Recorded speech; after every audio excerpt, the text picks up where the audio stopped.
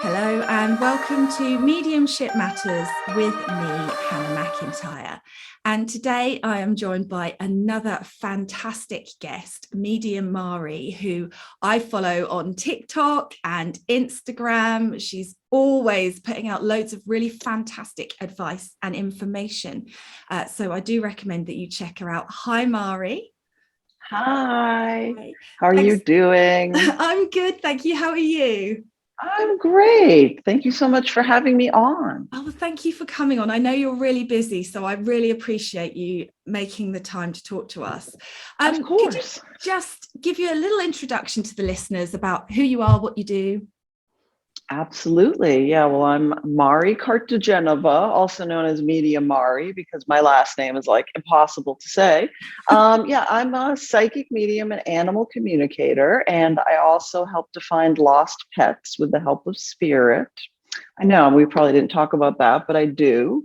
And yeah, I love, I'm a licensed therapist. I was sort of doing that prior to really getting involved in this. And so I just like helping people heal. And that's really why I do this work. Amazing. 1,000 questions instantly. Which one will I go with?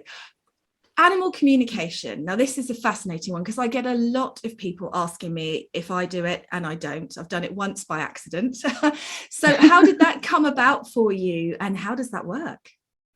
Well, it's really interesting because yeah, some mediums don't do it, and that's fine. And when I was, getting started in this a million years ago, someone put in my brain the bug like, oh, well, it's really hard to do animal communication. And I was like, okay.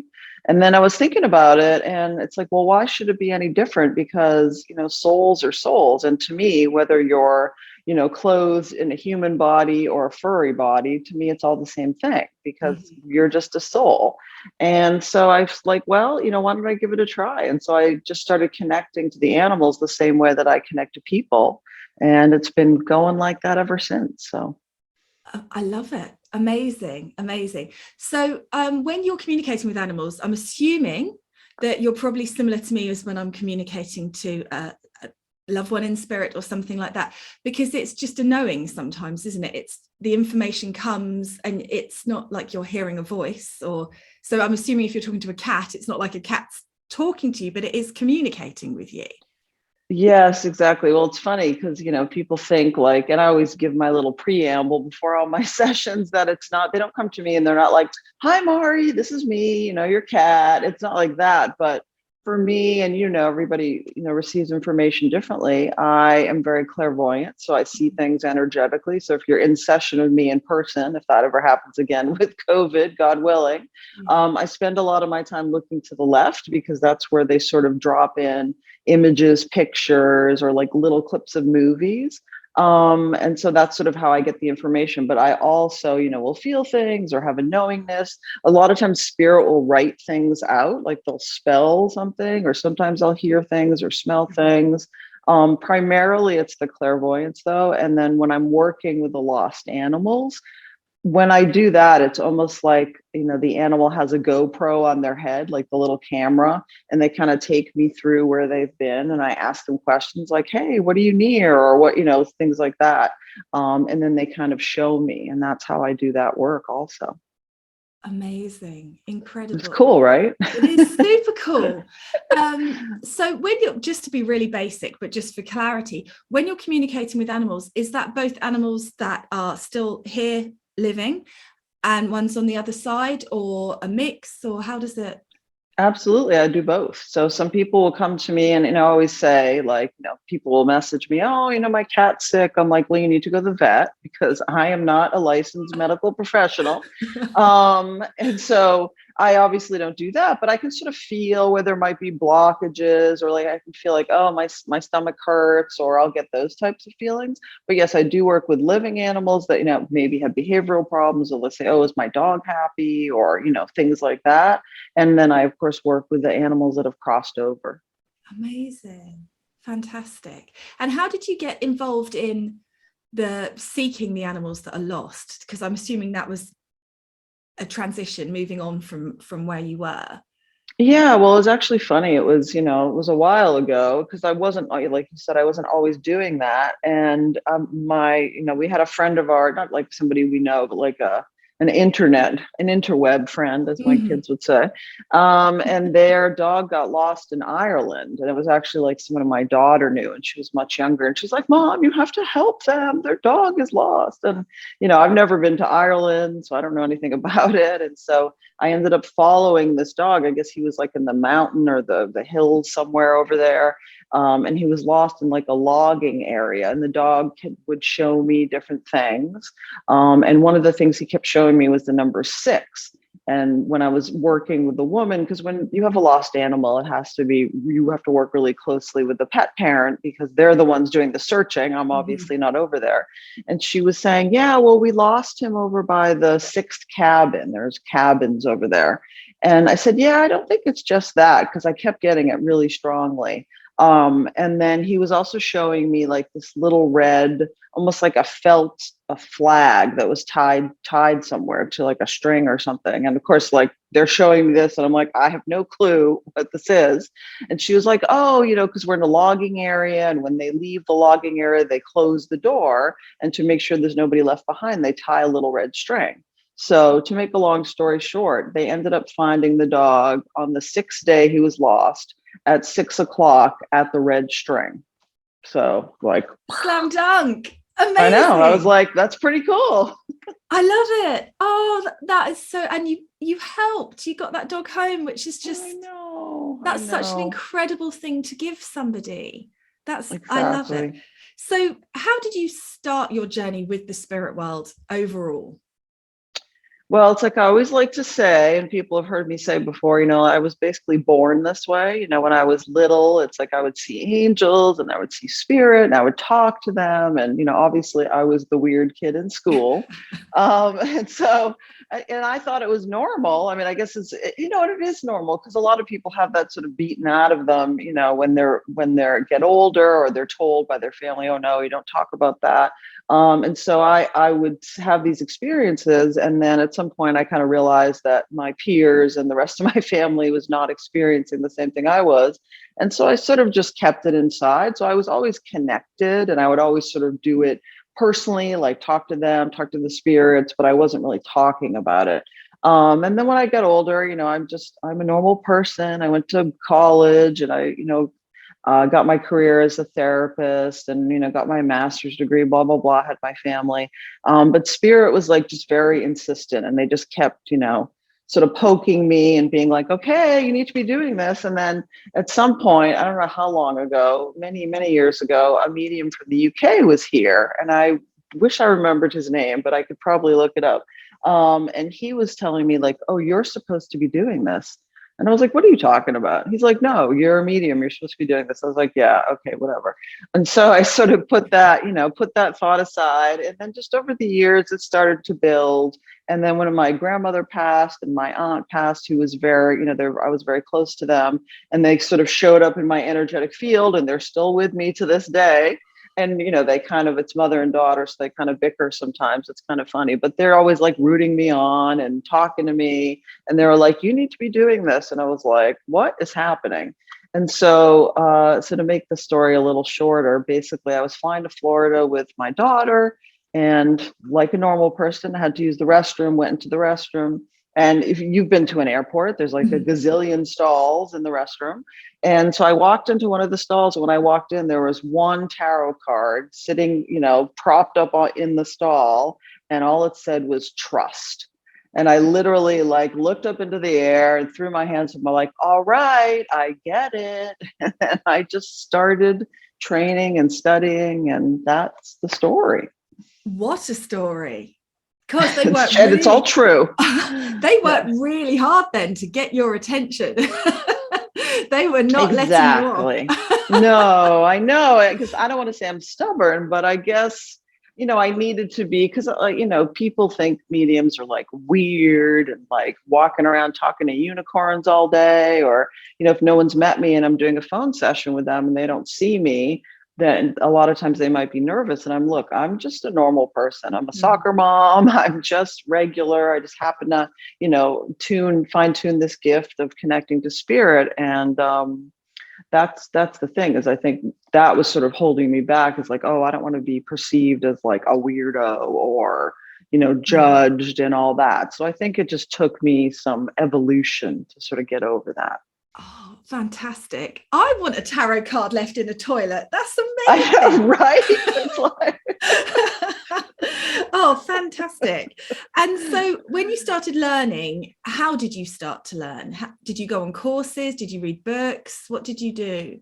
Yes, I did all of the above, because I guess I'm very focused, and I was like, okay, I'm going to do everything all at once. So yeah, I took some local courses, and like we were talking earlier, I've studied extensively with like Tony Stockwell, and over here on this side with John Holland and James Van Prague and Thomas John. And basically I'm like, well, my feeling is if I'm going to do something, I might as well go to the top, and so I did that. And of course I, also went to my local places over here and was working locally with people and practicing. And,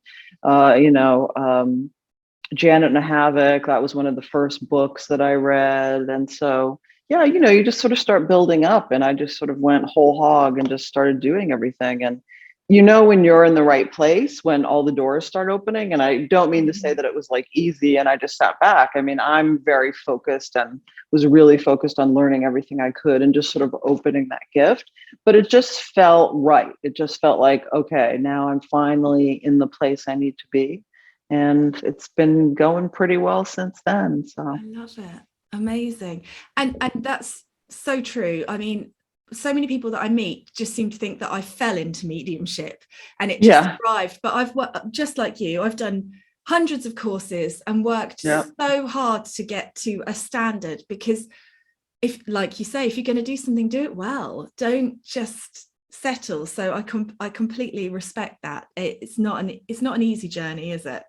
No, exactly. And people just think you wake up and it's just, I mean, yes, in some ways I've had some really crazy experiences of things happening, but just like any job, if you want to do a good job, you have to know, like, do it this way and have this set of skills and how to work with people. And honestly, I think my training as a therapist has helped me a lot, because I was already working intuitively in a lot of different ways. And I did that for 20 years or whatever. And so I feel like when people come to me, there's always some element of that, of like the healing and connecting to the person and like their whole journey, as opposed to some people, for mediumship, for them is more just about like, okay, I have a mom here and she's got a red shirt and she died of a heart attack, and evidence is all fine. But for me, I feel like I have to sort of envelop the whole person and connect to them emotionally, spiritually, psychologically, and give the evidence. So it's fuller, and that way the person feels like they're being included, if that makes sense. Absolutely. Yeah. So you mentioned when we were chatting before we went live that you have a book called Heaven Sent. So tell us about your book. I do, and it's actually a multi-author compilation. So I can't take credit for all of it, but it's a really amazing book, and it's all about animals. And it's called Heaven Sent. There's a couple of animals on the cover, and it's the subtitle is Miraculous Ways Our Pets Have Touched Our Lives. And it's really just, each chapter is a new sort of amazing story of like a horse or bunny, whatever, some animal that a person had, and whether they were crossing or they came back from the crossing, and how they really enrich and touch our lives. And my chapter is about my beloved cat, Mr. Fur. And you'll have to read the book to find out the story. I don't want to give it away, but it was really an awesome experience. And, I've always wanted to, I'm working on my own book, but that might take it takes a lot out of you if you've ever written a book, the whole process. That's why but I have a podcast. Yeah, exactly.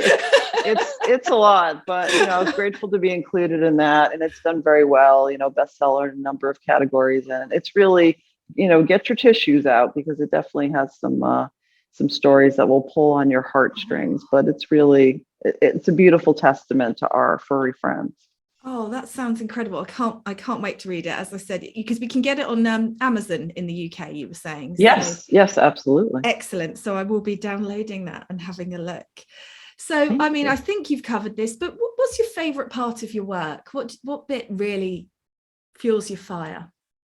Honestly, when I see that I've helped somebody, and I know that sounds so trite and corny, Mhm. but it's really, someone's like, oh, thank you so much. Like, you really helped me. Because I also do like past life readings and soul readings. That's something that, with Tony Stockwell that I've learned through him. And so, really connecting somebody to, like, I always had this feeling I was supposed to be doing X. And then when we have a session, they're able to see that lineage of their past lives and how that connected and why they've had that feeling. And they just feel really transformed. And when something like that happens, it's really a beautiful experience. And I just really want to help people, whether it's through that or through mediumship and proving, their loved one is okay and that they forgive them or whatever the message Mhm. is. That's really fulfilling, because I feel like that's why we're all here, is to help in some way, in whatever way you can. And I'm grateful to be able to do this. Absolutely. And you've got so many strings to your bow. It's incredible. Yeah. So don't write a book as well, because you'll put everyone to shame if you do that as well. How? So I'm assuming that people can book. I'm assuming you work on Zoom or on the phone or something, so that people can book if they would like to book a soul Yes, reading. absolutely. I am. I primarily work on the phone, but sometimes I work on Zoom. I'm not really that, adept at technology, but over these COVID years, we've all had to adapt a little bit. So, yeah, absolutely. I do.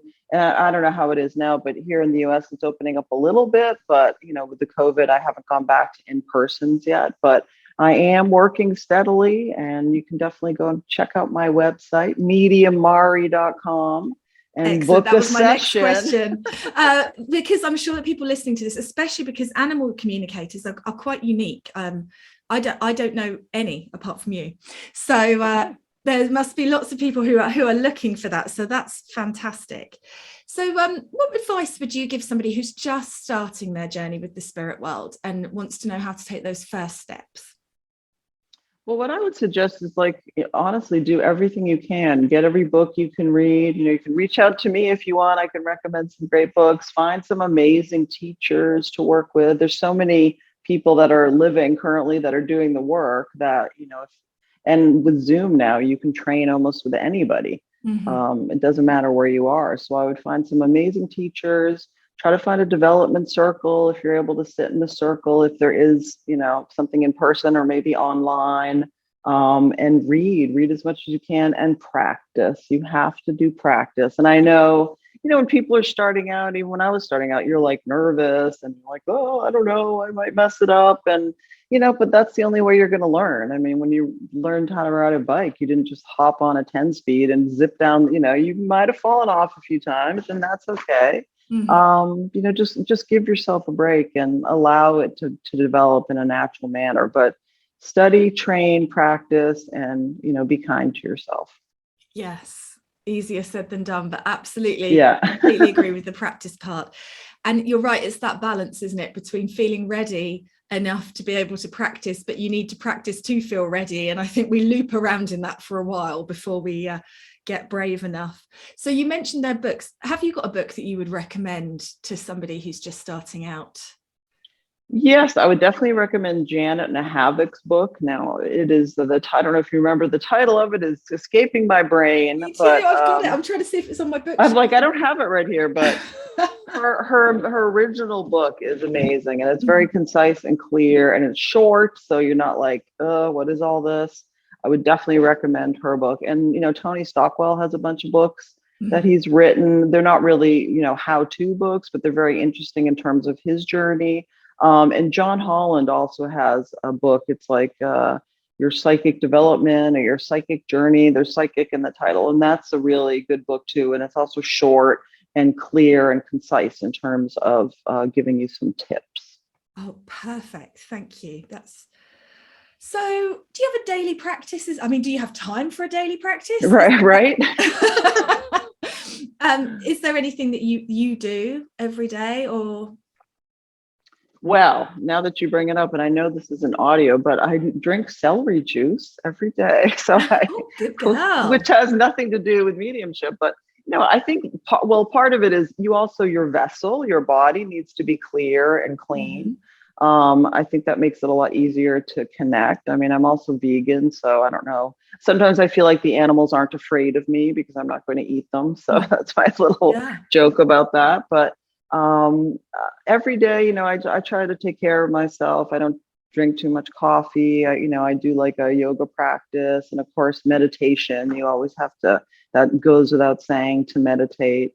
And especially before clients, I always meditate and sort of tune in and be like, hey, we're going to be doing this, back me up. But I think it's just important to try to stay in your body and not get too into the human mind, and which is hard, especially with the way things have been. It's like worry and all that stuff that sort of drains you and takes away from, from your soul and from your work.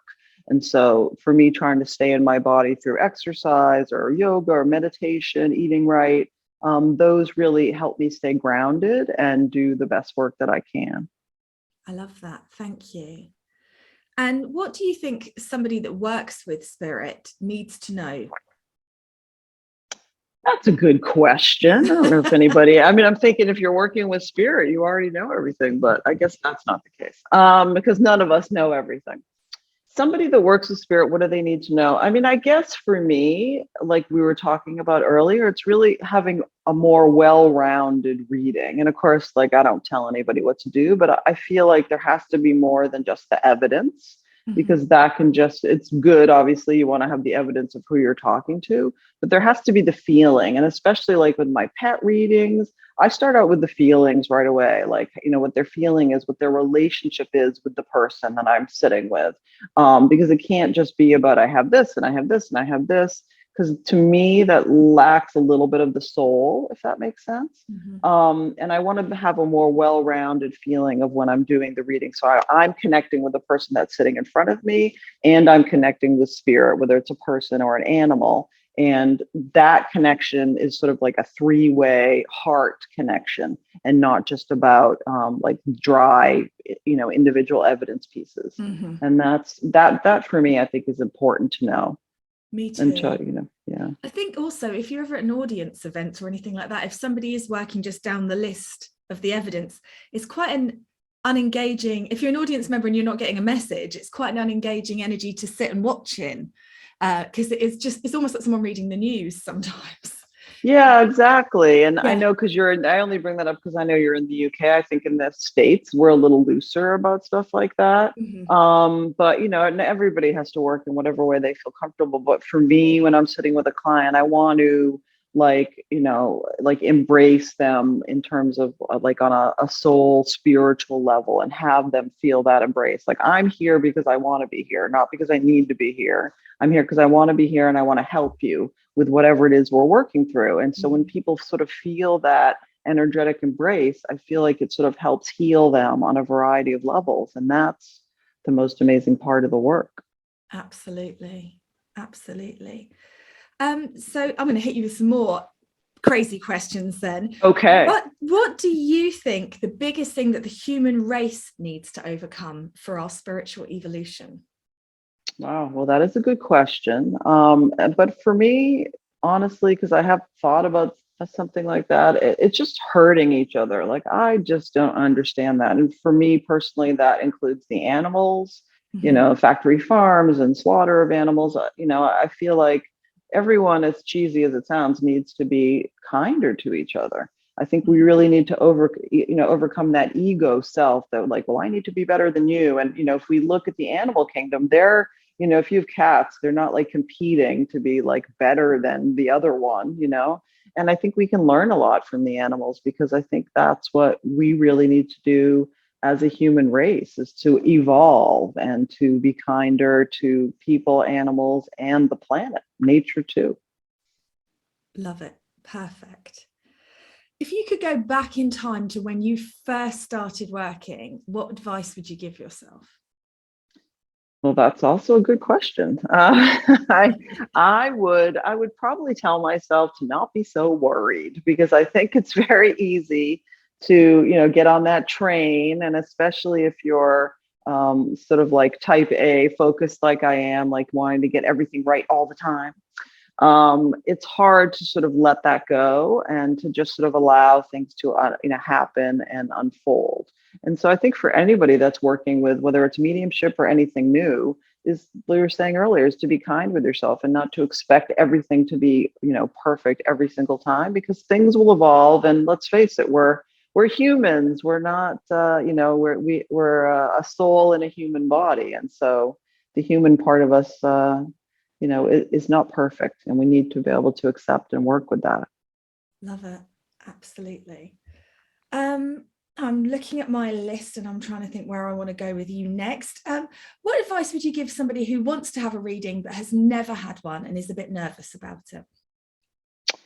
Well, what I would say about that, and I think I was just talking about this the other day with somebody, is, number one is trust your intuition, because if you're sort of feeling like you want a reading, then it probably means something your soul needs to express, and there needs to be something that has to be connected within you. So sort of trust that. That would be, number one. Number two is what I tell people, depending upon the type of reading, or even if you're just doing, like a psychic reading or whatever, you want to sort of put that energy out into the world. So if you want to connect to somebody energetically, say, hey, mom, whatever, I really want to talk to you, or hey, Fluffy, I want to talk to you, whatever. You want to sort of put that energy out energetically. So the spirit world, not that they don't know, but they're just you're sort of reminding them that this is something that's important to you. And that also gets you ready, because you're thinking about it and you're sort of meditating about it, or whatever it is. And the other thing I would say is, I know it's, a lot of people do come to me nervous, and I always say, look, I'm a normal person. I'm not going to bite, nothing weird. My head's not going to start spinning around, as far as I know. So, so just relax, try to relax. Because yes, we have this gift, but everybody has this gift. I don't know if anyone's been watching the Olympics, but I mean, look at those people. They have amazing gifts. And, so this is just like our gift and the things that we've been working on and training. And there's nothing to be afraid of. It's sort of the natural progression of life, if you think about it in a lot of ways. Absolutely, completely. Great. So just to finish up here, tell us about Spirit Chat. Oh, well, Spirit Chat is a YouTube show that I'm starting with a friend of mine, Winter Brook, and she's also a psychic medium from New York. And it's going to be starting February 25th, 2:00 Eastern time. And I'm not sure what time that would be in the UK, but you can do your time conversions and figure it out, or wherever you're listening from. And we're basically going to talk about all things spirit. We're going to talk about the work we do, both of us, and we're going to take questions and maybe do some readings from the audience. So feel free to tune in if that's something you're interested in. And we're also going to be having guests. So, we'd love to have like authors. Maybe you would like to come on our show, Hannah. Oh, yeah. And just sort of talk about the work they do and really educate people and get people interested more in the spiritual world. And so we're very excited to be offering this. Oh, it sounds incredible. So it's collaborative, so people can get involved live with it. Yes, exactly. We haven't quite figured out I wanted to stream to my YouTube channel. We haven't quite figured that out yet. So the first show, see, we're human. We don't know everything, especially the technological part. The first show is going to be streamed to my friend's Facebook page, Winterbrook Ryan. But if you're interested, you can go to my website, mediamari.com, and the links and everything will be there. But after that, we're planning on streaming it to YouTube and Facebook, so you can watch it on both places. Fantastic. Well, thank you so much for taking the time to talk to us today. I've loved it. And it's been so interesting hearing about your connection, not just with the spirit world per se, but animals in the spirit world. It's amazing. What a fantastic gift you have. So thank you. Oh, well, thank you so much for having me. It's great. I always love talking about the work and about, working with animals, especially one of my favorite parts of the work for sure. So thank you again for having me. It's been fun. Great.